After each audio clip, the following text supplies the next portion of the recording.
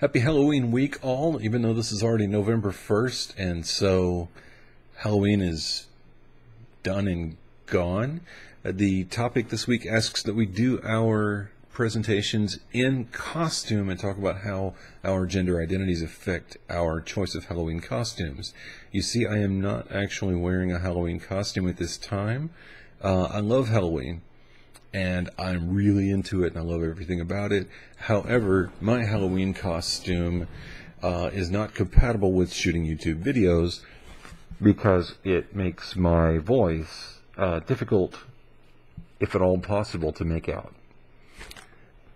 I went with the Guy Fawkes mask anonymous angle this year, and so for me, gender was not really much of an issue. It's a very genderless thing. There's two different ways I think you can approach Halloween costuming. You can either go for timeless, like I kind of half expect Sam to turn up in a Disney princess outfit, or, you know, some kind of death metal looking thing. Although it could be anything, we'll see. But for me, I go for the timely angle this year. Back in the late 90s, people showed up as Monica Lewinsky. And last year, Hot for Words, Medina from YouTube, who teaches philology and the meanings of English and Russian words, she showed up at some Halloween parties and found that some people were dressing as her.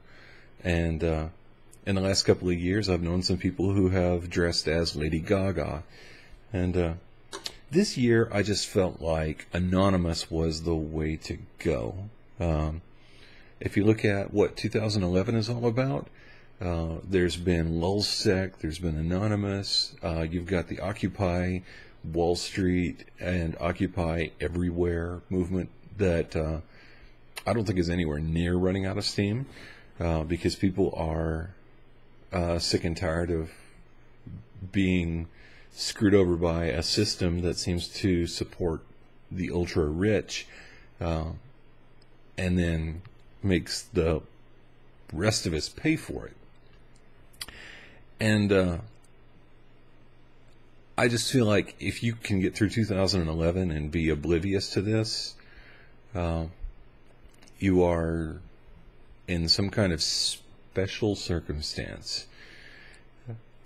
So that's me for Halloween. It's genderless, but that kind of works for me as well. That actually does have a little bit to do with my gender identity.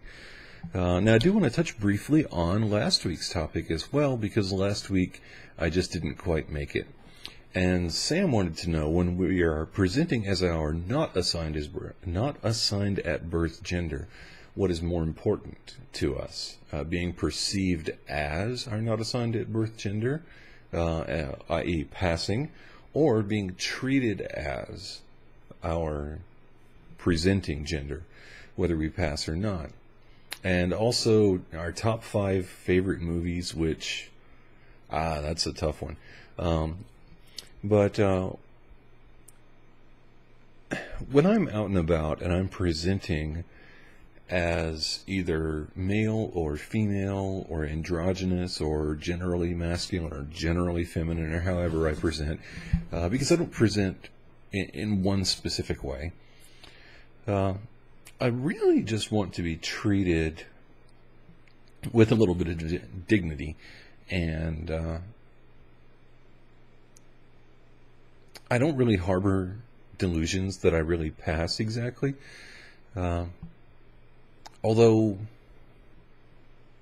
I am sometimes taken as male, taken as female, regardless of how I try to present. And when I am presenting as female, and I've gone to some trouble to do so, and I feel like I'm,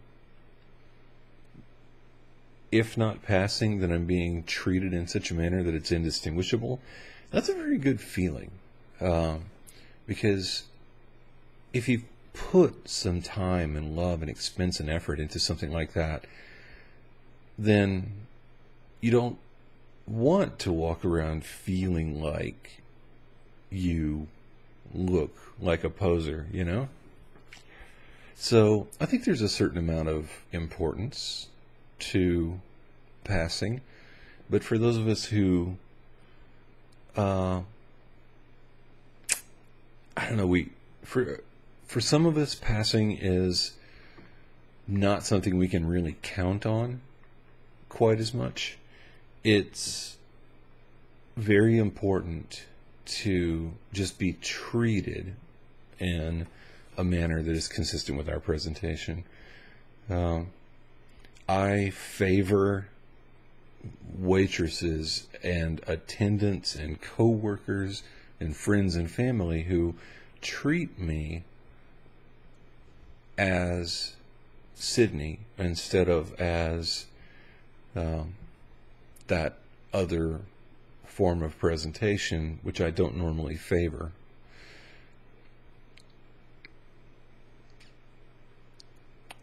I feel like those people are giving me something precious. You know, they're giving me safety and comfort, and there's something to that I think is very super important. But passing is kind of important too. And so when I do put forth an effort to pass, I don't feel as great if I don't succeed, and I do feel pretty great when I do succeed. Top 5 movies? Damn, that's just... I just can't say. I just can't say. I have favorites, but I can't really just like rank them. Yeah,